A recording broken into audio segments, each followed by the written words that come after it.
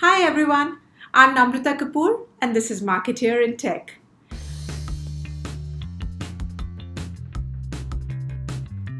So today I'm going to talk about if I had $100 in marketing. And I'm going to take this both as figuratively and as literally as well.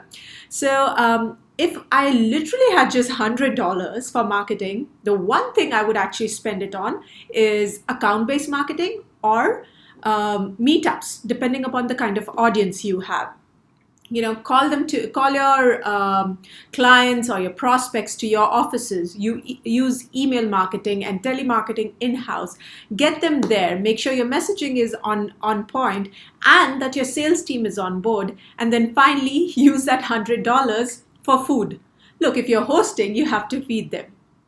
Now let's talk figuratively. If we had $100 overall for marketing, I think my starting point would be essentially to consider two key things. And I've spoken about this in my previous vlogs. First is, what's your business priority? What's the direction they want to go in? And the second is your audience. And if you look at audience in a deep dive, it could be, is your audience enterprise or startups? Are you going to talk to CXO level or practitioners? Is the audience going to buy online, offline?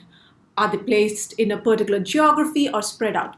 These two things are like the foundation blocks because they would really give direction to the way marketing should actually split its budget. Now, there are various other ways also other things that would actually also define this. For example, the price point of your product, the competitors in the market, the kind of product or technology that you're actually selling. But we're going to keep it simple, and I'm going to look at audience as an example of how we could actually split our budget. Now, let's say the product that we're selling, we'd want to talk to enterprise and small and medium-sized companies. We'd like to talk to both the CXO level and essentially CEOs and CTOs to talk to them about the business value that our product could offer. And finally, we also want to talk to practitioners because these are the guys who will actually use the technology. So I need to communicate to them that, look, this is how this technology or this product can make your lives easier in your day-to-day work, helping you get to your goals.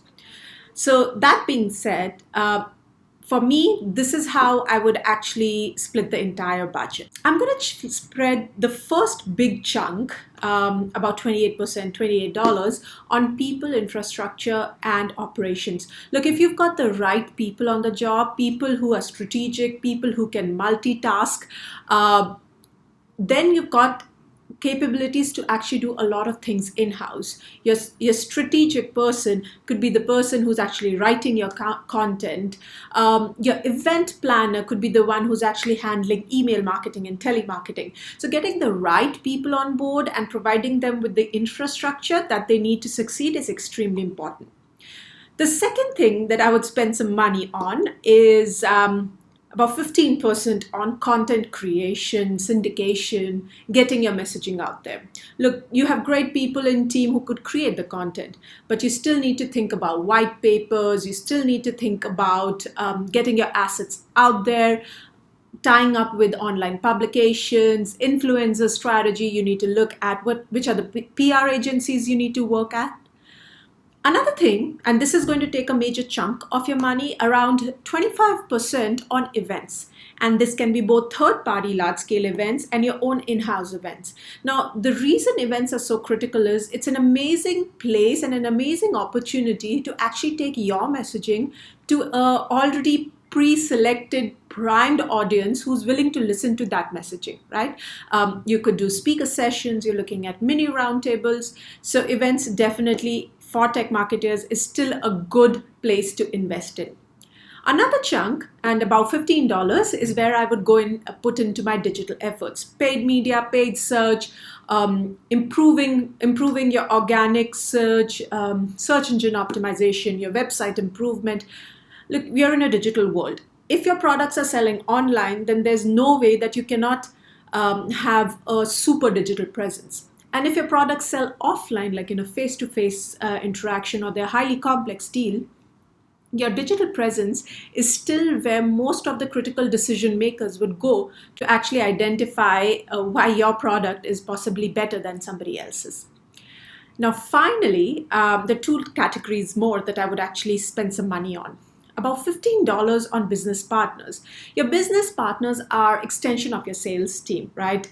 They can take your product to markets which maybe you don't have the reach.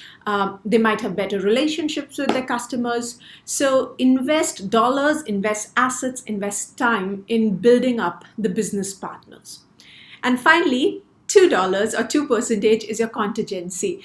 There will always be something great coming up, something new coming up, and you need to act in the moment. So keep some money in reserve and make sure that you actually jump on the opportunities that come your way. So there you have it. That's my take on if I had $100. So let me put this question to you. If you had $100 for your marketing, how would you spend it?